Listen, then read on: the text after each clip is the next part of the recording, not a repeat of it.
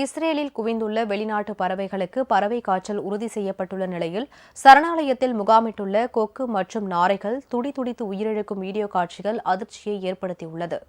இஸ்ரேலில் உள்ள ஹூலா பறவைகள் சரணாலயத்தில் லட்சக்கணக்கான பறவைகள் தற்போது முகாமிட்டுள்ளன. கடந்த சில தினங்களாக பறவைகள் திடீரென இறந்து ஏரியில் மிதந்து வருகின்றன. இதுகுறித்து நடத்தப்பட்ட ஆய்வில் பறவைகளுக்கு வைரஸ் தொற்று ஏற்பட்டதாலேயே அவை உயிரிழந்தது தெரியவந்துள்ளது. இதனையடுத்து அதிகாரிகள் ஏரியிலிருந்து 5000க்கும் மேற்பட்ட கொக்கு மற்றும் நாரைகளை அழிக்கும் பணியில் தீவிரமாக ஈடுபட்டுள்ளனர். மேலும் சில பறவைகள் பறந்து கொண்டிருக்கும் போதே கீழே விழுந்து துடிதுடித்து உயிரிழந்தன.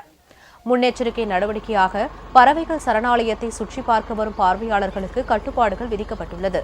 மேலும் மனிதர்களுக்கு தொற்று ஏற்படாத வகையில் தடுப்பு நடவடிக்கையை அந்நாட்டு சுகாதாரத்துறை எடுத்துள்ளது.